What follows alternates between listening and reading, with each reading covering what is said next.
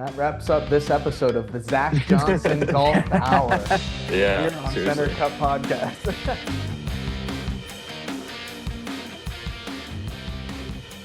Welcome to Center Cup. I'm Kyle Miserino here with Will Neary and Nick Newmeyer as always, and it is a recap Monday. We had a full weekend of action, DP World Tours in South Africa, Corn Ferry in Chile, Live in Hong Kong. We had LPGA in China. And of course, we had the Puerto Rico Open and the Arnold Palmer Invitational, which gave us another exciting finish on Sunday where Akshay defeated Daniel Berger in the playoff.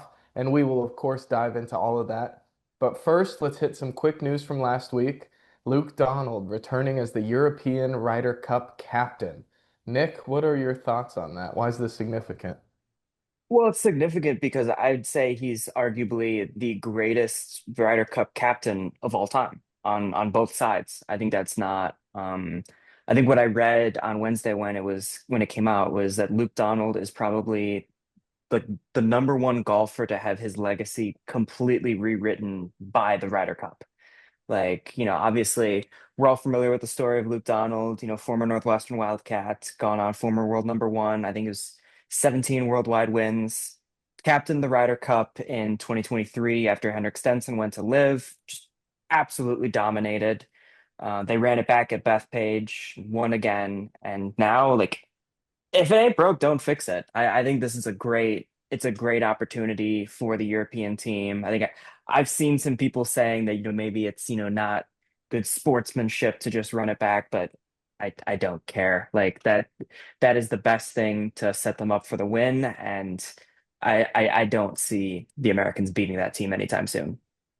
No, and I mean, I think to add on to what you said too, like there's for people who might say it's unsportsmanlike or whatever to keep the same guy on for the third consecutive Ryder Cup. It's like, yeah, I mean, he's way better than anything we've put forward. And I mean, when in the first one he did obviously against Zach Johnson, it was like, and we all, on full swing kind of got a more in-depth look at how Zach Johnson was handling things behind the scenes. And we were like, okay, well, it's hard to tell if this is Luke Donald or if this is Zach Johnson. But then to put him up in New York at Bethpage Black against Keegan Bradley, who, as far as I can tell, was taking it at least seriously. I think there's obviously been, some questions raised about how much time they spent practicing, whatever, whatever. That's all kind of water under the bridge at this point. But I think to do it in back-to-back years and to do it at Bethpage it's pretty evident that whatever he's doing and like all the work he does behind the scenes, like I think this is like his full-time job, pretty much. Like, for the last 5 years, he's been, you know, taking this about as seriously as he possibly can. So if anything, the U.S. should just learn from it, and whoever, I mean, if it's Tiger, great, but whoever ends up being the captain heading to Adair Manor next year, it will be.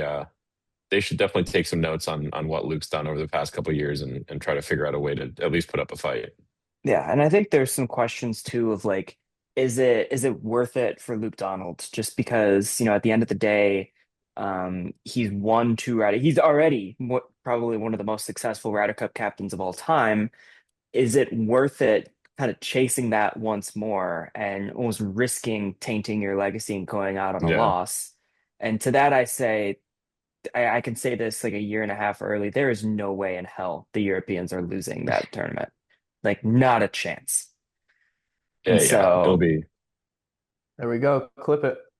yeah, yeah, just a flip year it, and a get it half from right now. down. Yeah, I think the only You're chance they have not is if John Rahm maybe does not play due to sanctions and all that, but we'll get to that in a little bit. But yeah, I think this is definitely a sense of why the Europeans tend to dominate the Ryder Cup is they take it more seriously than the Americans do, and that's not exaggeration. I think that's just a full-on fact. I think, certainly seeing Keegan Bradley with the way he handled things last year, I think that was a good example of what a good captaincy looks like. You could tell he was really proud to be there, really wanted to be there. I personally still would have liked him to play. Either him like hand off the captaincy. I think if you're sending your 12 best guys, I think Keegan was one of the 12 best guys that deserved a place there. But I don't know. I wouldn't like. I know we're not making this like a Ryder Cup episode, but I would not be opposed to running it back with Keegan in Ireland.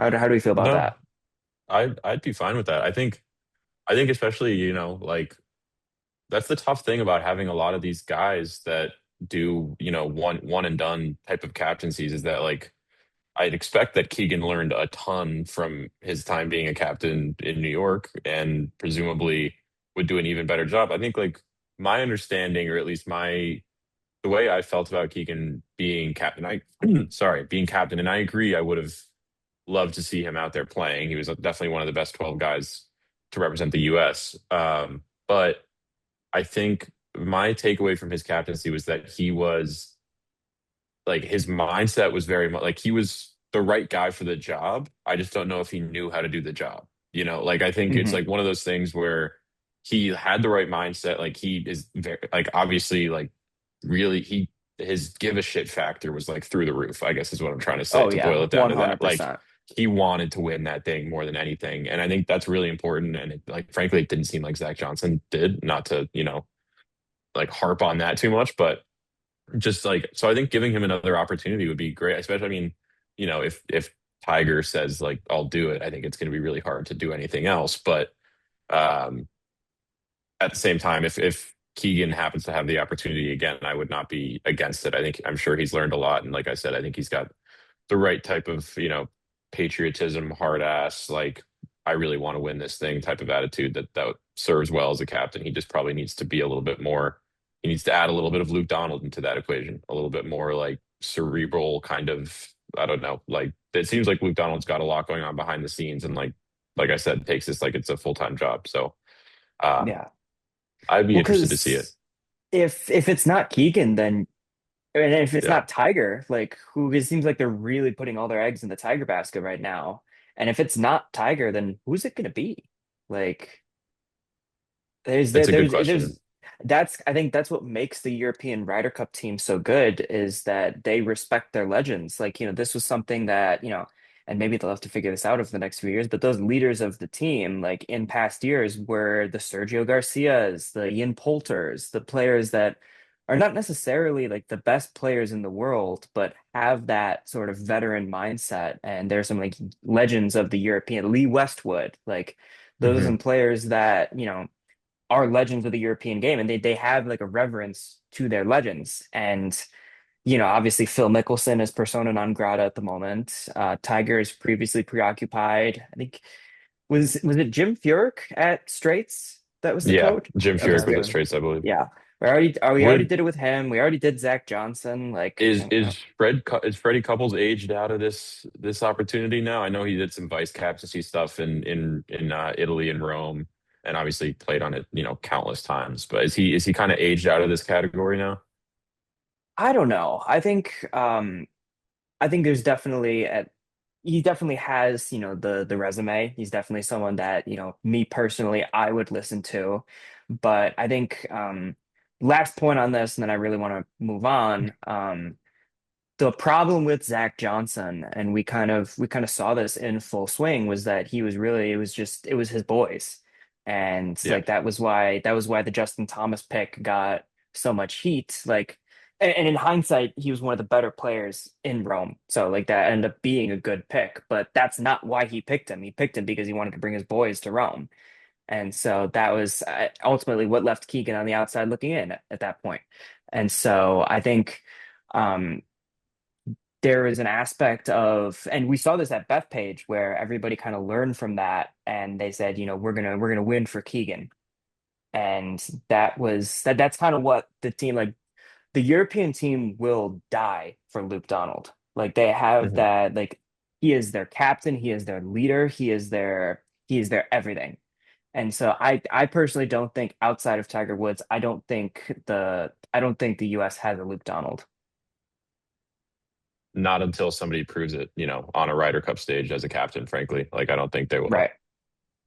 So, but Um, on the subject of Zach Johnson, yeah, might as well. he is having some success these days. He played his first event on the Champions Tour, won in his debut, which it's always fun to kind of see. I remember tuning in to the Champions Tour when Phil Mickelson was briefly playing on it. Another player that won on his debut on the Champions Tour. And it's really fun to see just kind of going through the leaderboard and seeing like the names and they'd be like, oh, I remember that guy. And just kind of seeing the older generation continue to have success and continue to just play competitive golf. And so I'm looking forward to seeing some names kind of join the ranks of the Champions Tour this year. Just kind of one name in particular that I'm holding out for. But What are his initials? Is it TW or something like that? yeah, like some TV, some I don't know. Yeah. Um, but yeah, I think just seeing Zach Johnson on the tour, this is kind of the stage where he's not going to get wins on the PGA Tour anymore, but just seeing him kind of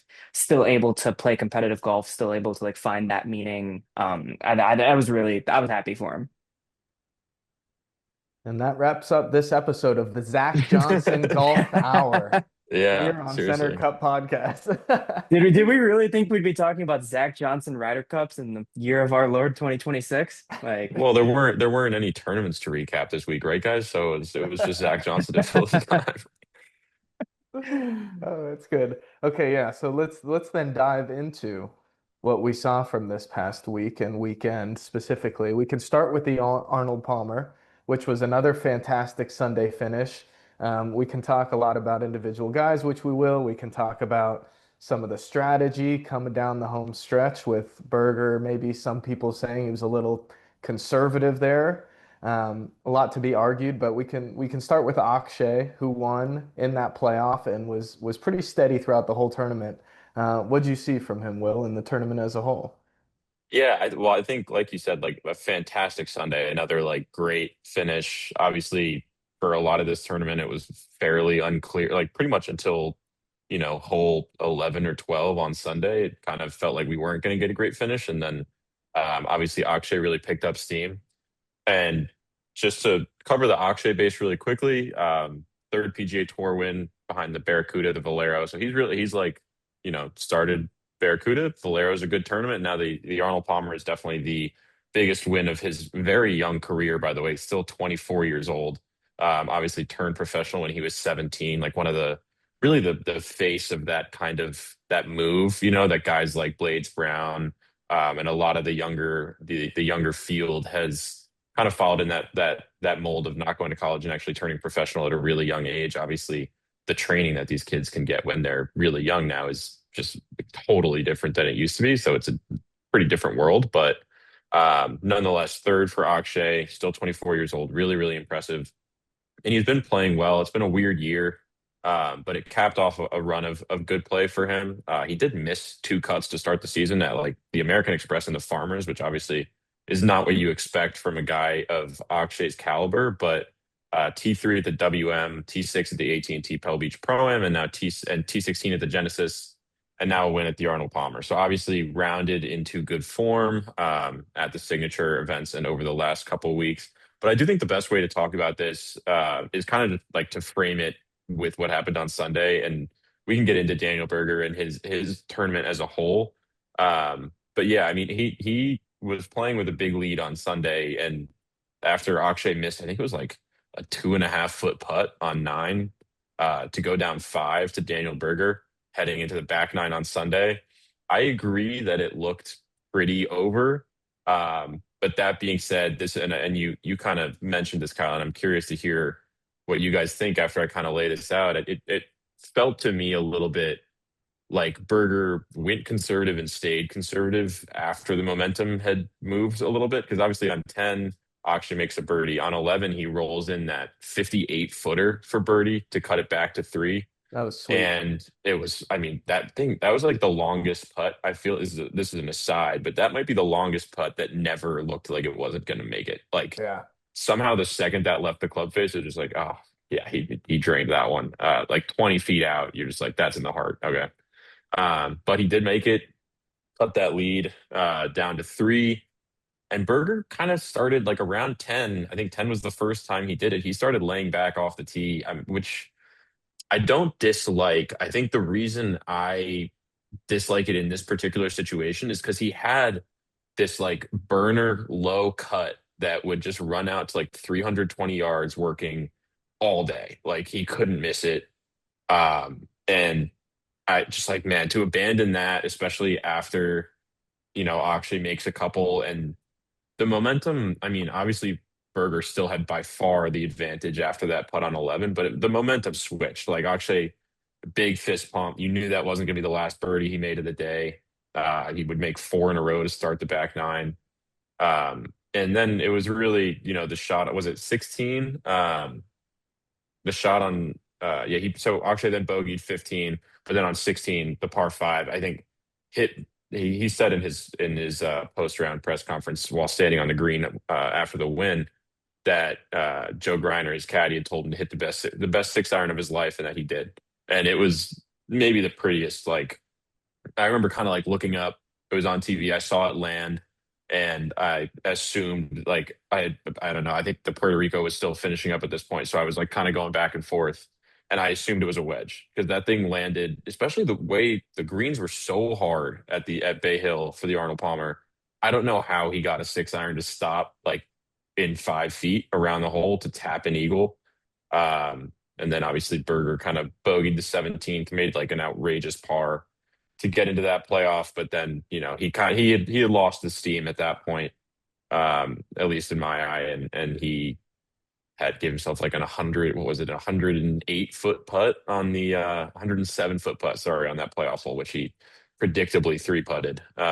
He got it to 7 feet, but he for 70, or I guess it was for 70 holes, he couldn't miss from inside 8 feet, and then he missed one on 17, made a bogey there, and missed one on the playoff as well. And obviously the tournament really flipped on the eagle there, and Berger had a plugged lie in a bunker on 15 too, which just it was a great finish. Again, lots to take away. I am curious to hear your guys' thoughts on Berger's approach, on if I'm maybe being a little too harsh on how on laying back early there. It is a 5-shot lead, so the likelihood of him winning, I think Data Golf had it at like 86% or something like that when they made the turn. But I don't know. It was when a guy like Akshay starts making birdies like that, I feel like you gotta get back to your aggressive game. But you guys might feel differently. No, for sure. And I think a lot of what was Berger's problem was his course management, and I don't really think that was his fault either. I think I agree. It seemed like on both times he played 18, he almost played it like a par five. And I mean, the first time around, I totally agree. Like that lie was horrendous off the tee, but on the playoff hole, like he had a decent lie off the tee. Like he could have gotten at least to the center. I wouldn't say go for the pin, but he definitely could have gotten it on the playing surface. And it sounds like he wanted to do that too. But then his Hmm. caddy kind of told him, I think you could hear him arguing with his caddy, kind of saying like, "No, I want to go for it." And the caddy kind of just said like, "Look at the lie, like play it smart." And I think at that point he just he was playing to tie basically. He wasn't playing for the win anymore. And I think that's what I wasn't a big fan of the layup on the playoff hole. Yeah, I mean, I Yeah, think you heard. Sorry, Kyle. Just let me say one thing really quickly. I think was it Jim Nance or maybe it was Immelman that was on the call that was like, you can feel Berger tugging on the reins of his caddy right now, like when they were on Yeah. that playoff hole, like trying to be like, no, man, like I can go for this. Like, come on, let me like.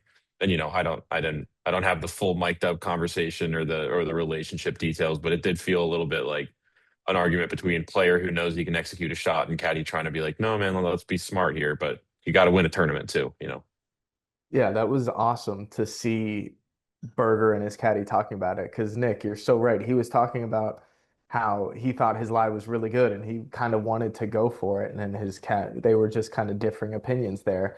And it was, they had kind of talked about it on the broadcast, but they didn't seem as surprised that he was willing to just lay it up there and just, take that 100-foot two putt and try and just keep on playing.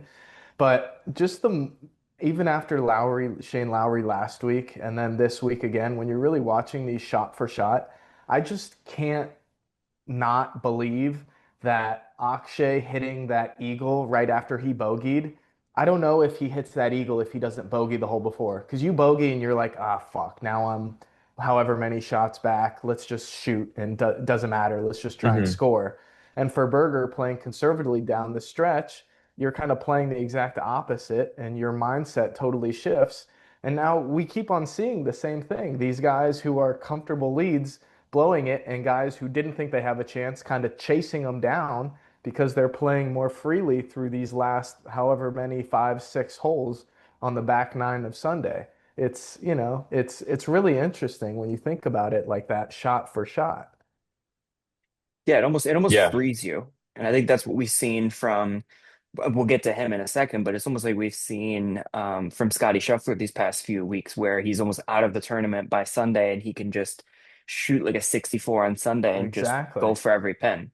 But I do want to, before we move on to other golfers, I do want to kind of address the elephant in the room. Like I've been looking at the tape. I didn't want to comment on it earlier in the season, but I've been looking at the videos, I've been looking at the footage.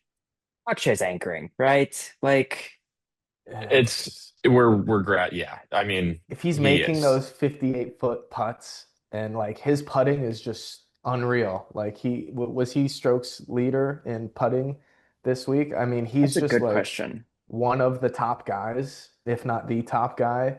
And I mean, it's just I like Akshay. He seems like a really great guy, and he's obviously very good at what he does, works really hard. Just hate the broomstick. Just can't, won't ever come around to it. Don't like it. He was, by the way, the leader in strokes gained putting Okay. by almost a full shot on Yeah, that's average. so I mean, I don't know. What are we doing? It's look, I think I'm hesitant to like accuse him of cheating in anchoring. I Well, do yeah. think he is using the rules to his advantage, which I actually don't necessarily dislike. If they're gonna let you do it, like, I mean, theoretically anybody Yeah. in the field That's can that's grab my that putter and problem. hold it the same way and, Yes. put the edge of his thumb, like maybe it's against my chest, maybe it's not, but here we go. Right. Um, Because you so can't even see it yeah, through the shirt anymore. So exactly. Yeah. So it's like, who knows? I'm not gonna accuse him of malpractice, but I am maybe even compliment him for using a arguably stupid rule or at least ill-defined rule to his advantage. yeah, like for full disclaimer, I'm not accusing him of anything. I'm just simply saying that the evidence does not look good, but at the same time, like yeah, like you mentioned, it's whenever when it's a situation like this, I always kind of just go like, don't hate the player, hate the game. Like hate the fact that that rule is even allowed in the first place. Like he basically when they made the ruling that you can have the club like touching your shirt, then there's no that they basically ended penalizing anchoring. There's Yeah. no way to like actually hold someone accountable for that now. And so yeah, it's not. I mean, if he is doing it, if he's trying to manipulate that, like that's it's working. It's he's Yeah. definitely I mean, the he's first guy I definitely remember using the broomstick was Adam Scott, and I'd right. Yep. love to do a deep dive on where this even came from because I just don't it's just there's only one word I can use to describe it, and it's just lame. I just think it's lame. Yeah. It's like, was this the way putting was supposed to be intended? I just it's just I don't like it. Yeah. It's fair. It's a fair argument. But before we move on to other players, I do also want to give Daniel Berger flowers because it is, we can talk about his management or his like his course management or his conversations with his caddy down the stretch there. But it was a really, really great tournament for him. A lot more positives than negatives to take from this week, I think. Obviously came out on Thursday firing, shot a 63, which was the best of the day by 3 shots. It's the best round at Bay Hill since Adam Scott's, or at least tied for the best round since Adam Scott's opening 62 in 2014.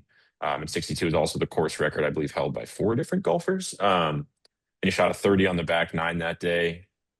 He played the back nine. This is also part of why I was a little bit not upset, but I was a little bit disappointed to see him go the conservative route on that back nine, is because he played between Thursday and Friday, he played the back nine at 9 under. Yeah, And incredible. obviously held that 5 shot lead going into the weekend, not just the back nine on Sunday, but going into Saturday, held that 5 shot lead over Akshay. And I mean, you can't convince me that he didn't take a little bit of the foot off the gas even on Saturday, maybe if we're talking about 9 under between Thursday and Friday. And I believe it was even par on Saturday and Sunday on the back nine. But nonetheless, Berger is somebody on my follow through team that I've talked a little bit about this year. I'm really excited to see him. It seems like bounce. Obviously, this is the first like really great result we've seen from him in quite a while. especially post the finger injury that he had. Obviously, there was the back injury that sidelined him for a lot longer. Um, but it's just good. Like nobody dislikes Daniel Berger. I think No, everybody roots for him to play well. Obviously, a great story for him, and hopefully he can keep this up. Obviously, he is. This helps his. We'll get to the majors qualification stuff in a couple minutes, but this does help his case. But unfortunately, without a win here, he is not automatically qualified for. A win here would have gotten him in a lot more places than a second place does, even though obviously it helps his OWGR and everything. So disappointing finish, but overall great tournament. Really good signs from him. Um, yeah, I just wanted to make sure we mentioned how great his week was, even though it didn't end the way you might want.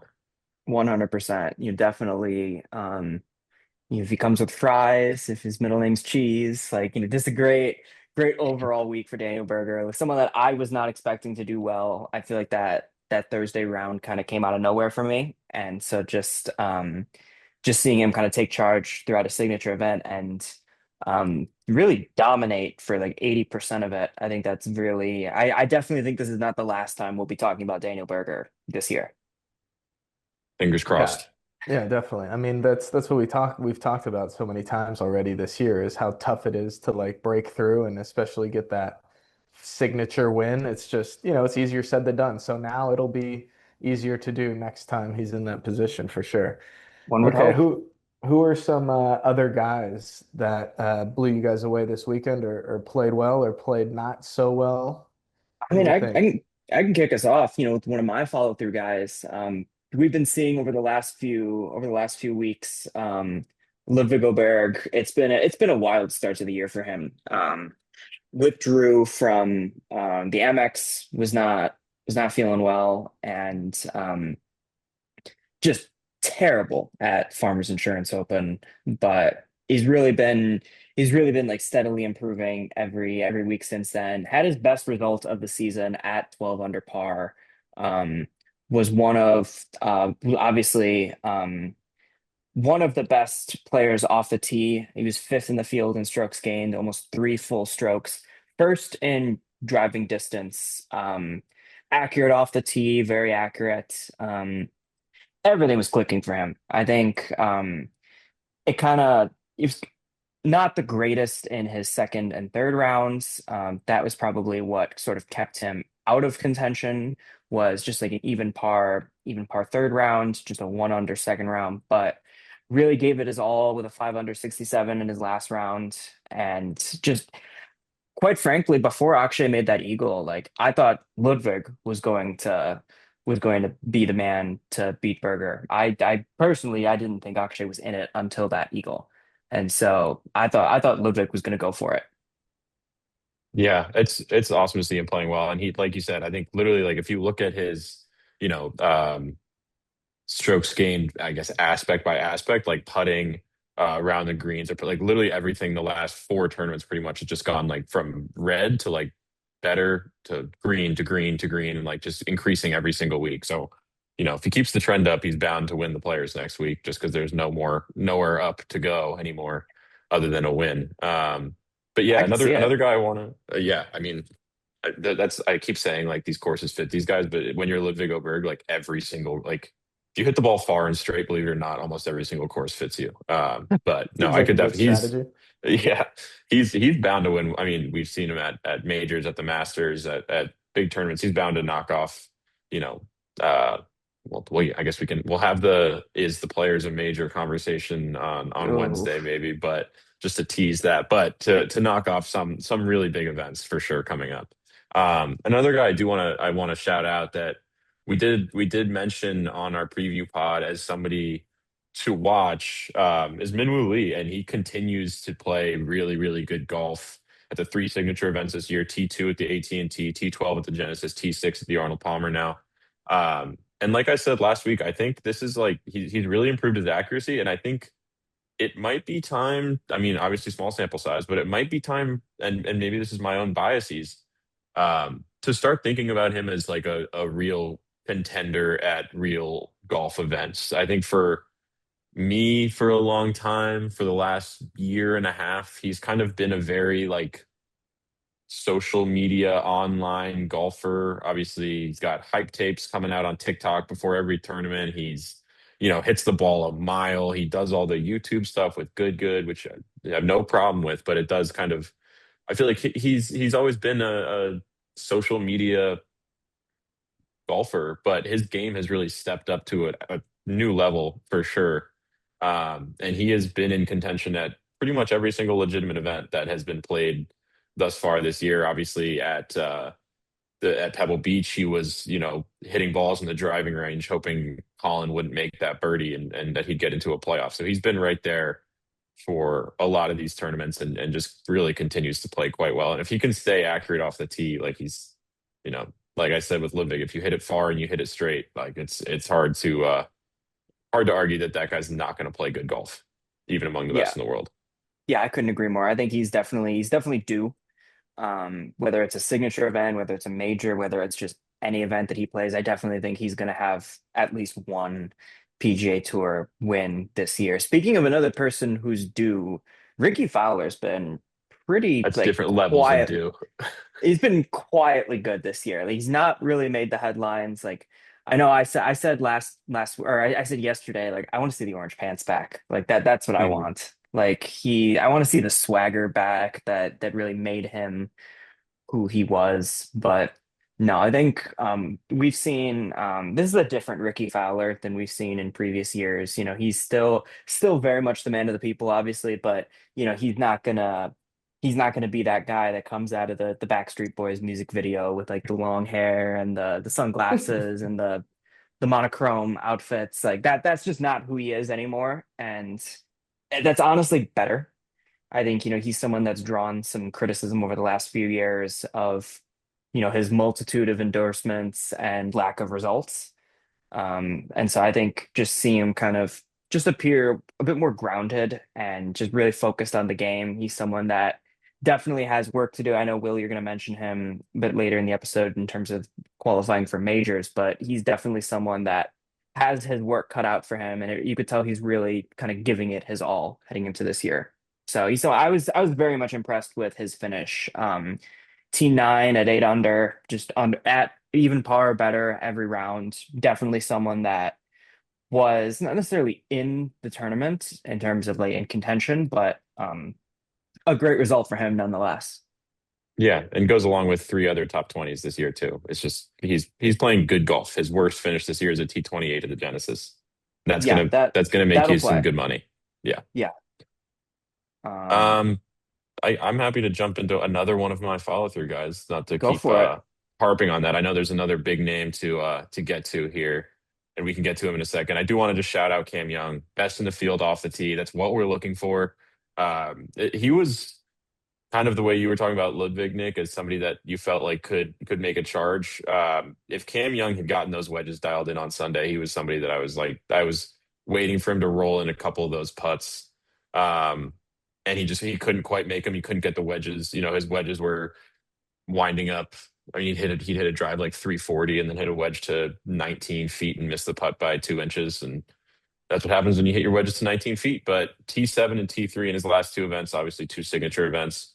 And that comes after two events where he was pretty bad on approach, which has obviously been one of his calling cards as a golfer for, his whole career. And that's what he builds success on is really, really sharp approach play.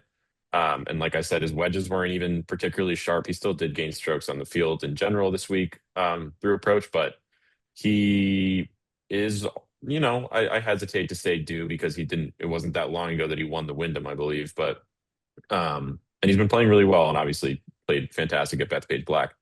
But maybe due for contention in some real events coming up, which obviously we've got some big ones on the calendar. So looking forward to him playing well. Hopefully he can keep all that, sharp and it wasn't a 1 week, spike. But Yeah, and I think you got both your follow through guys in. I'll yeah, I'll quickly do I'll give you. mine. Nothing really substantial this week from Jordan Spieth. Just he finished just outside the top 10. A painful T11. just not necessarily. He had I think it was a 4 under 68 in his second round. That was pretty solid. Definitely, or yeah, his second round. Hold up. Well, I'm on Ludwig You're right good. now. I will say I Um, think it is incredibly promising that we're saying nothing special from Jordan Spieth when he's got a T11 at the Arnold Palmer. I mean, I think about know. where think about where we were about 2 months ago. Exactly. Yeah, this is his first time gaining. So on Data Golf, this is his first time gaining strokes in all four categories since the Sony. And I think the approach play was something that was really promising for me. It's something that he's kind of struggled with this year was, excuse me, just hitting it close enough where he's not going to have to be reliant on these monster putts to win or to like just put together a good round. And so I think the one thing that I'm still on the fence about, and maybe we'll see it at the players. I did say T10 and he's my master's pick. Thankfully, I'm not locked into that. It's T11. Um, the one thing that's stopping me from like full steam ahead on the Jordan Spieth train is, we've seen him like put together like maybe a round or two. So like obviously he had 4 under in his second round. But other than that, it was just like a bunch of like 1 unders, 2 unders, and that's kind of been the story of his season. And I think to me, I haven't seen him sort of take charge of a tournament in a way that, Akshay, like just kind of just put the tournament on his shoulders and just push forward on the leaderboard and really kind of made it his own. I haven't seen that out of Jordan. I think probably he just hasn't been in contention to do that. But it's been so long since he's even done that in the first place. And like played for the win rather than just a good result. And so I'm not sure how he's going to handle that when he finally does get to that point. I know we got the players coming up. He's not typically good at Sawgrass.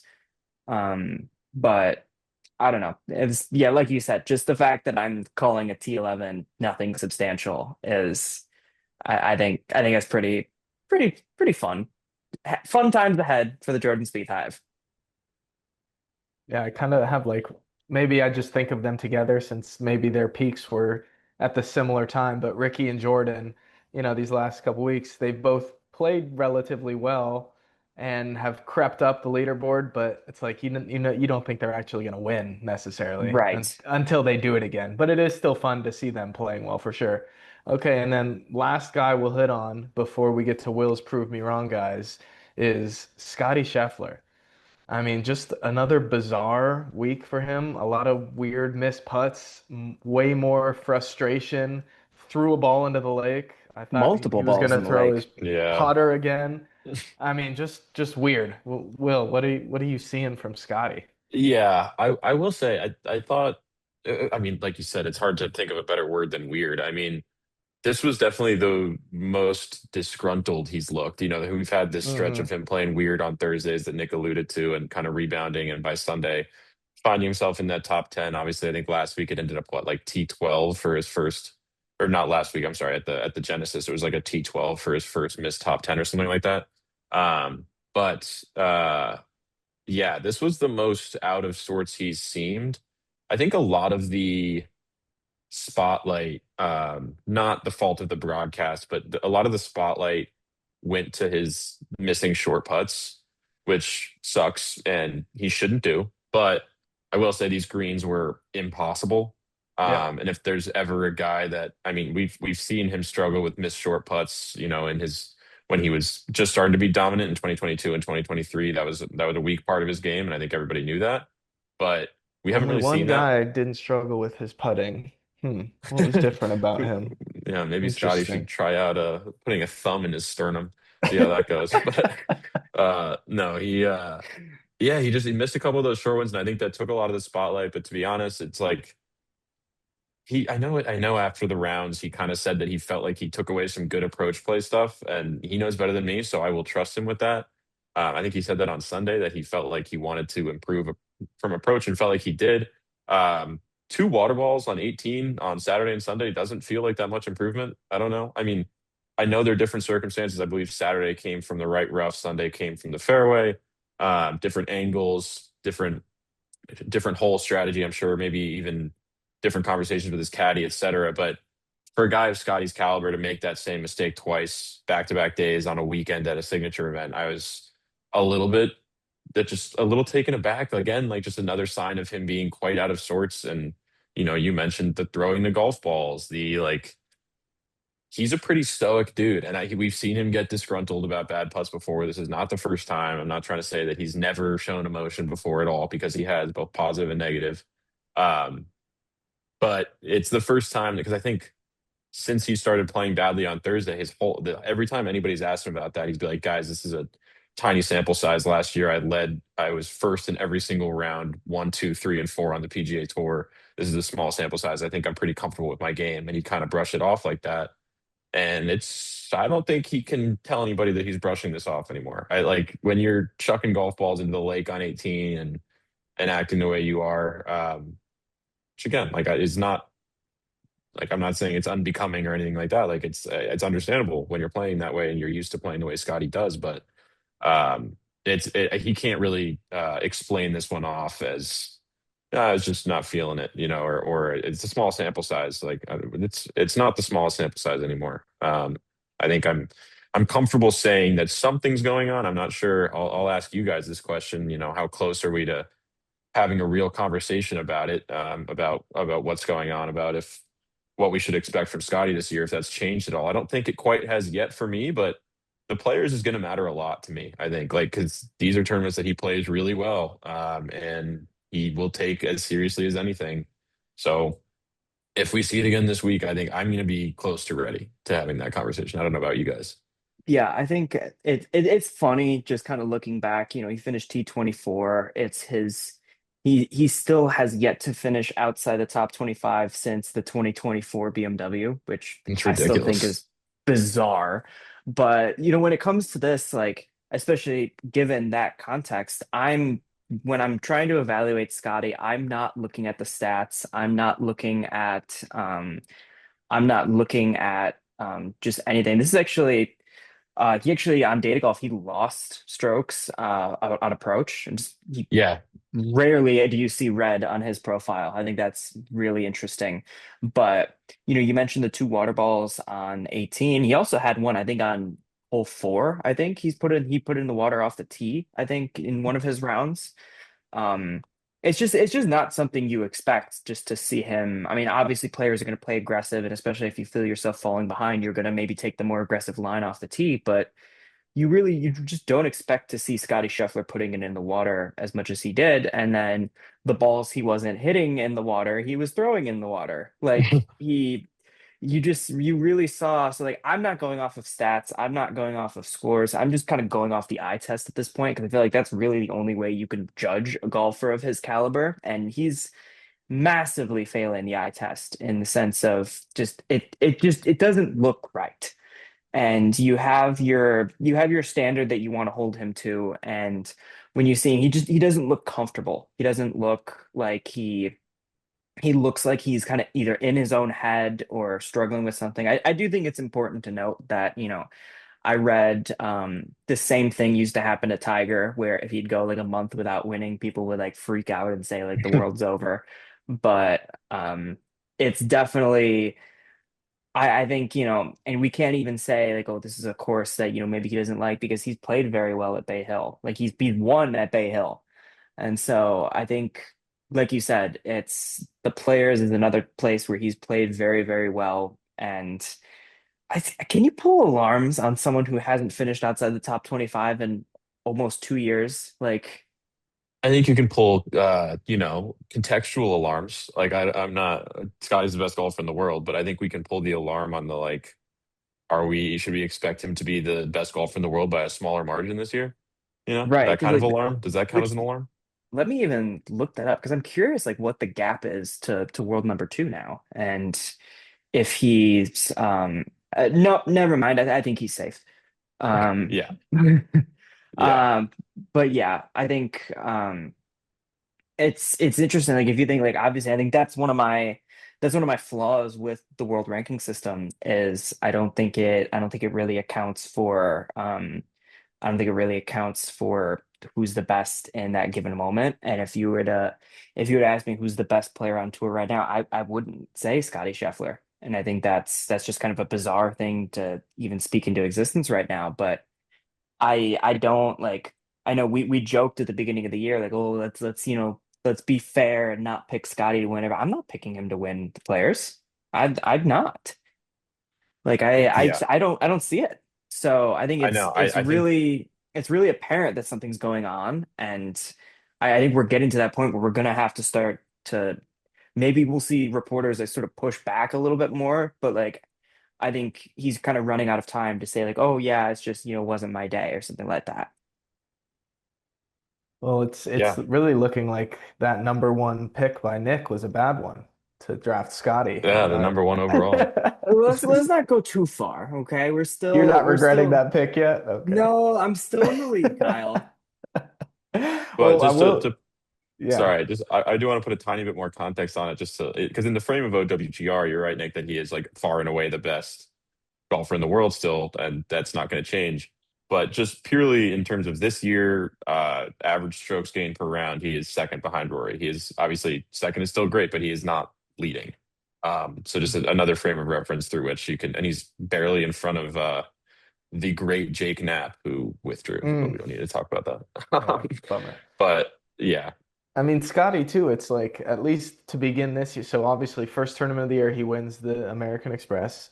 He has progressively finished in a lower spot every tournament since. T3 at WM, T4 at Pebble Beach, T12 at Genesis, and now T24.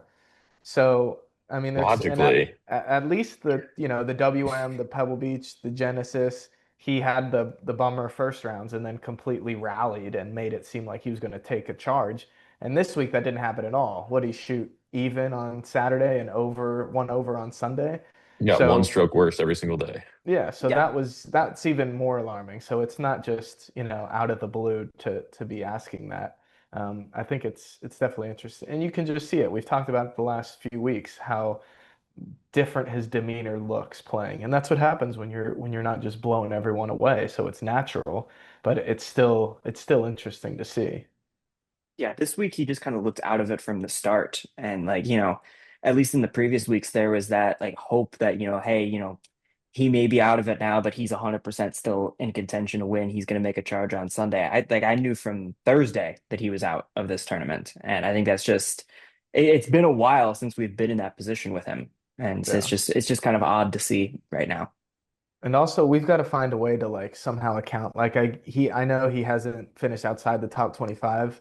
I mean, if you're T24, I don't know how many guys were T whatever, but the ties in golf, like we've got to split the difference there somewhere. If we've got nine guys tied at a spot, we've got to like find a way to accurately reflect that more. Because Yeah, I don't know, he some was of these golf stats are T24, crazy. It's like, but it what was are we doing? 32 guys before then. Like, I mean, so what are we technically you're saying doing? he should be like T28 and a half. Yeah, Like, what are we doing? I mean, it's crazy. Whatever. Okay, well, let's go get to your I'll prove me wrong, I'll guys. go quick. I promise. We've been yapping for quite some time. I'll go pretty quick on this one.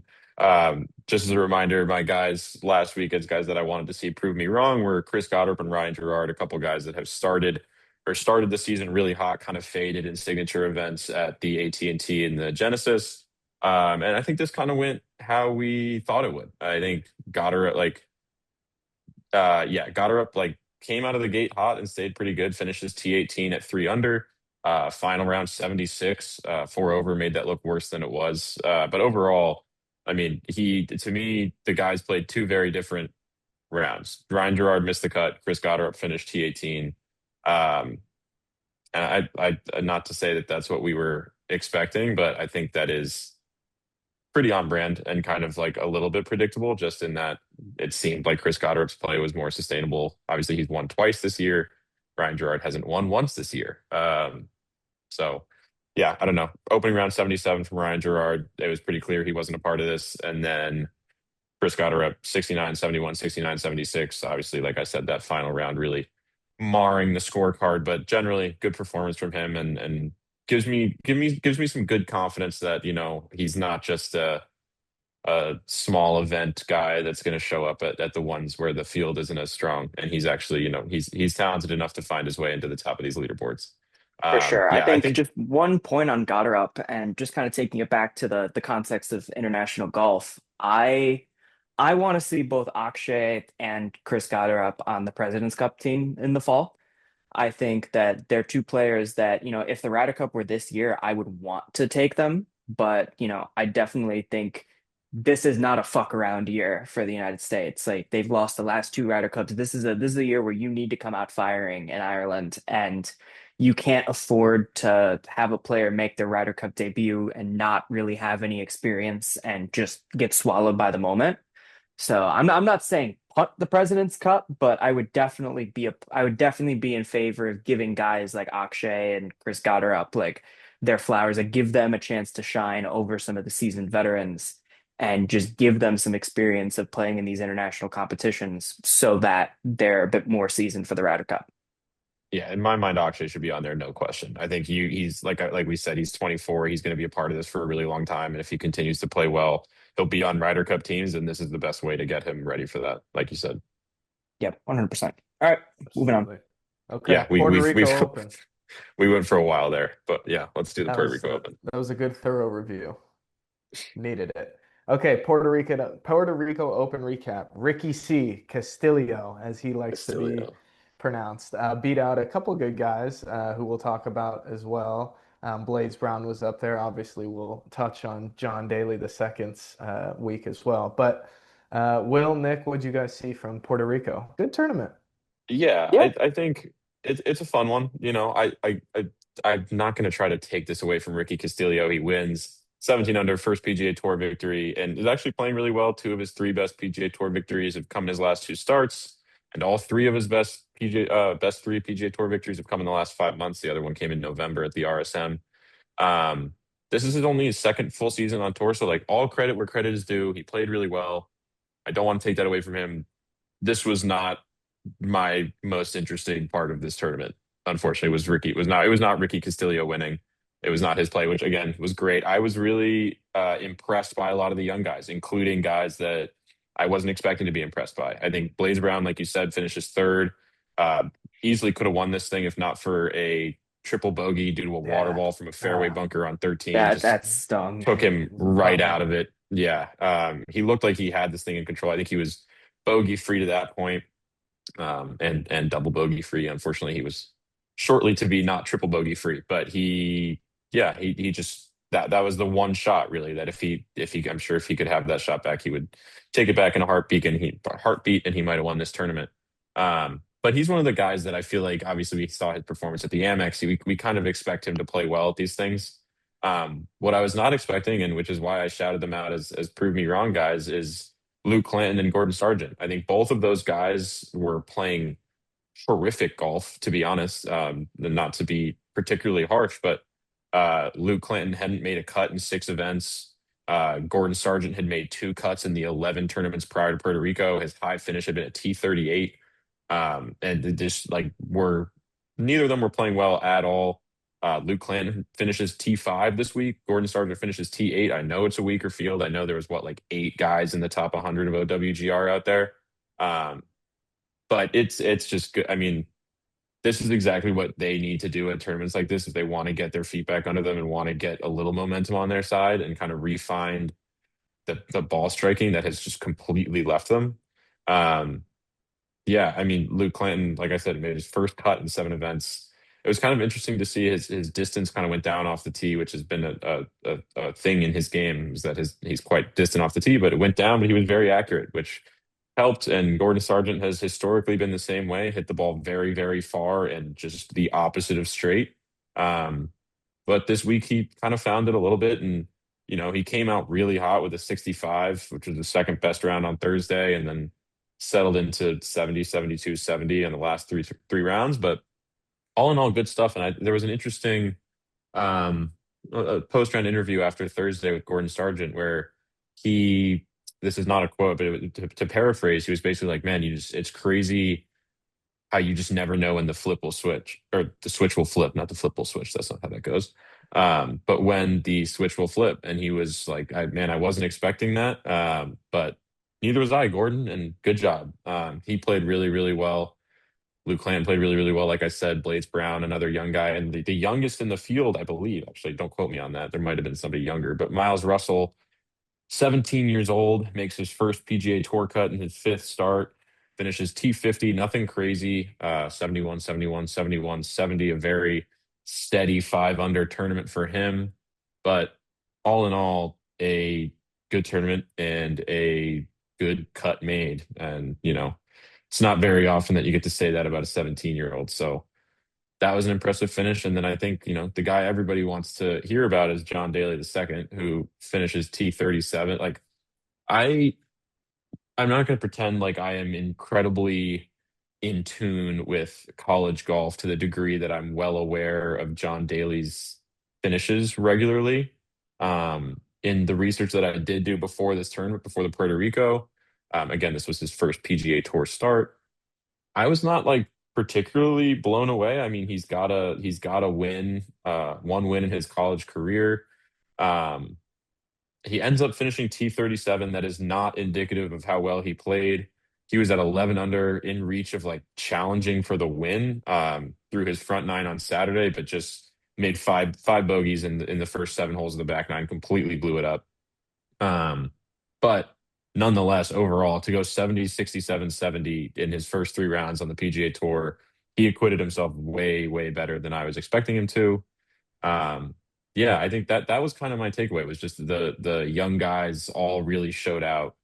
Like kind of pretty much every single guy you could have expected to use this tournament as a proper rebound or to show their talent on the PGA Tour. They all pretty much did it. I think. Obviously, John Daly the second didn't finish quite the way he wanted to, but nonetheless, I mean, a T37 in your PGA Tour debut is nothing to turn your nose at. But Yeah, I Yeah. mean, all but one of the young guys played really well that you that's would have true. liked to see Yes, play well, but I we yeah. we don't have to talk Yeah, about poor that. Neil Shipley, man. He's got to make one of the, he's got to do something Yeah, someday. Man. I need you to put him on on your prove me wrong guys. I think that's Okay. his only Yeah. shot at this point. Yeah, I will. Next time he's in the field, unfortunately, I don't think he made the players. Yeah, Yeah. no. I think just the Okay. one the one little note on John Daly that I was just so like you could tell he wasn't caught up in the moment or whatever. I think he probably has the best mental coach, even if he's not officially one of his coaches, and just his dad. Like just seeing him in his post round, I think what was it on either Thursday or Friday? They're Yeah, like, on "Oh, are Thursday. you gonna go practice?" He's like, "Nah, I'm going to the beach." Like Yeah, zero shits rocks. given, like just totally Yeah, not being encapsulated by the moment. Like that was encouraging yeah. to see. I think you see all these all the PGA Tour professionals going to like mental coaches about how to handle pressure, and I understand that John Daly II, sorry, did not finish as if he did not feel the pressure, Hmm. but for at least through the first 3 rounds, it's like almost everybody on the PGA Tour learns how to convince themselves that they don't give a shit. Just feels Hmm. like John Daly II doesn't give a shit. Which and not in the way that he's like, oh, I don't care if I don't win, whatever, like anything like that. But it just like you said, Nick, it just like feels like he's kind of ambivalent to the weight on his shoulders or the expectation of that tournament or anything like that. It just at least through 3 rounds, through whatever 72 minus nine is, through 63 holes, he he looked like as good as any player out there and looked like he was just out there playing golf with his buddies, which is awesome. Good for him. Yeah, I definitely don't think it's the last time we'll see him on tour this year. And I think he's definitely someone that I would certainly keep an eye on, especially now. Like I'm already kind of plugged into the collegiate scene, but he's definitely someone I'll be keeping an eye on just a little bit more now. For sure. I mean, he was, over the weekend, he was definitely one of the, between all tournaments, he was one of the big talking points. If you were scrolling through Twitter or whatever, everybody was talking about how well he was playing and, with his name recognition and how popular his dad and stuff. I mean, if he plays well, he's gonna be a very popular player for sure. 100%. Like I just Okay. I just want to see him like tee off with the Hooters pants. Yeah, That's what for I sure. want. We got to see him ripping a cig out there too at some point. Oh yeah, we're so due. Okay, let's shall we touch on a little some of the other tournaments here? We go LPGA Blue Bay, Mi Hyung Lee won first win since the 2017 Scottish Open. As we kind of mentioned on our Wednesday pod, it was a more limited field. Only three of the top 20 from the women's Rolex rankings in the field, but an impressive win nonetheless. Yeah, I third in her 14-year LPGA Tour career. Yeah, I think we can breeze through these. I think we've got four on the docket here, and we talked a lot about the PGA Tour, so time conscious and all that. We can do DP World Tour, Joburg Open. Dan Bradbury wins with a 17 under. Casey Jarvis did almost have the three-peat, which is sick. He finishes one back.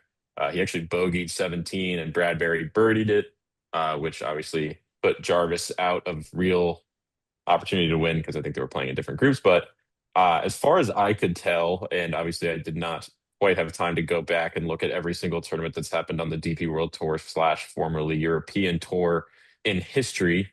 It seems that three-peat is very limited companies to Seve Ballesteros and Nick Faldo. Pretty good company there. Obviously, it doesn't matter because Casey Jarvis didn't do it, but he almost did. He is playing really, really well. I'll very briefly mention his name when I talk through the major update. On the Corn Ferry Tour in Chile, the Estara Chile Classic, Doc Redman, first professional win, five-shot win. He's the 2017 USAM champion, which I was unaware of. I was 17 years old and not particularly locked into the amateur at that point. I was a junior in high school, but he is the 2017 USAM champion and did play a full PGA Tour schedule from 2020 through 2023. Did not obviously keep his card beyond then, hence the Corn Ferry Tour victory this year. And finally, Nick, I know there's maybe one more tournament out there in global golf that you might want to mention a little bit. Anybody that tuned into our podcast last week knows that I went on a pretty heavy John Rahm rant. And I can't stay mad at him for long, if I'm being honest. I do think, he definitely proved himself in the good guy column. Sending his own private jet to help get some live players to Hong Kong out of the Middle East amidst all the Iranian conflict right now. But in terms of the actual golf, he won in Hong Kong. His first win since 2024. I feel like that's been one of the biggest narratives on John Rahm is that, if you look at the data golf rankings, which includes live players, that's a bit more streamlined. He's only behind Scotty Scheffler, so he's the second highest ranked player in the world in terms of data golf, and yet he has not won outside of this. He hasn't won a live event since 2024. That's just been the narrative that he hasn't really played well on live, except he's played well in the majors, but that success hasn't really translated onto live. So there's a long overdue win, and we'll see. We'll see what he can do the rest of the season. Maybe if he doesn't want to pay his fines, if he doesn't want to do, maybe he puts Luke Donald in a bit of a precarious situation. Kind of have to address that later on. But no, I'm happy for Rom. No hard feelings. Has not finished worse than second in three events on live so far. 2 seconds and a first. Not shy. I think Pretty good. yeah, pretty solid. No That'll matter what play. tour you're playing on, unfortunately, I think that's pretty solid. Even if the guys are losing to our Elvis Smiley and Anthony Kim, I think that's we still take that. Second, he still beat a lot of people. If you guys are ever in need, stranded somewhere, I'll always fly my private jet to go get you guys. So That's don't worry very about sweet Thank of you, it. you. thank you, Kyle. Okay. And Will, you want I did the same for you. to? I know it. I know it. Will, you want to fly through this major update you Yeah, got for us after this weekend? yeah. I'll go real quick. Obviously, we'll start with some of the wins across the tours we just talked about. Akshay already qualified for three of the four majors because of his tour championship position last year. Technically, still had to qualify for the PGA Championship. Technically, still had to qualify for the PGA Championship.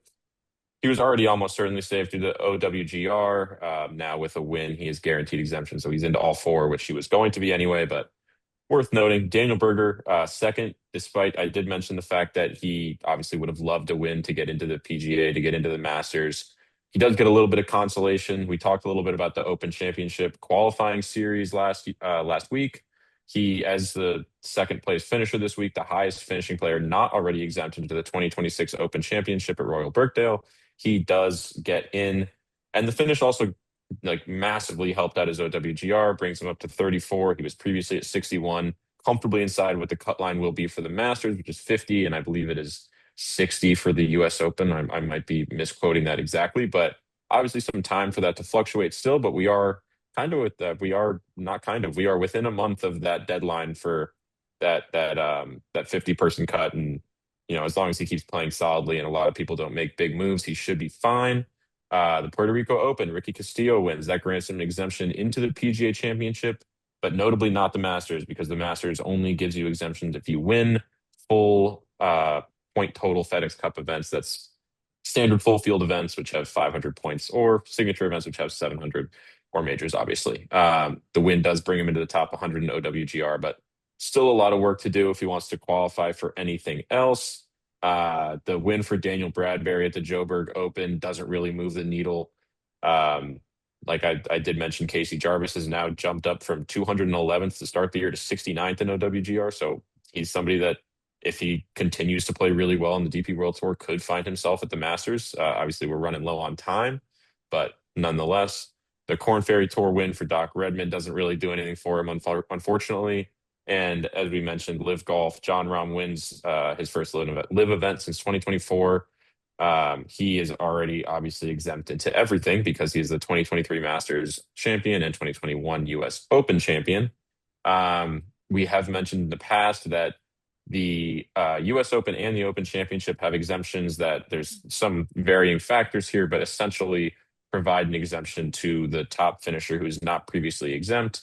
And that is no longer Anthony Kim and is currently Elvis Smiley after a T9 finish, or T8 finish, sorry, in Hong Kong. So that's about it for the winners. I'm not going to spend much time on the OWGR. Just know that Nikolai Højgaard is now outside. Pearson Coody is close to the cut line at the top 50. Thor Bjornsson is falling. And Nick, you teased this a little bit. Ricky Fowler has moved up to 60th from 67th.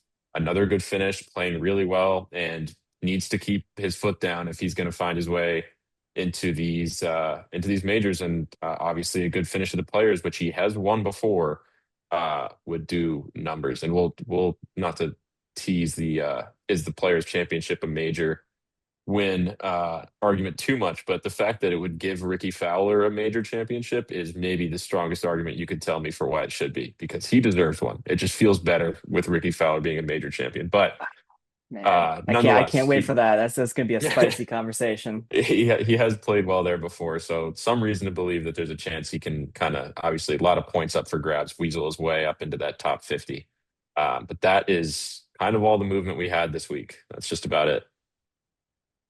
Awesome. Yeah, it's great to keep track of that. And there's always so much movement and, just so much that happens on a week-to-week basis. So it's good to keep updated as we keep on rolling here towards the Masters coming up quick.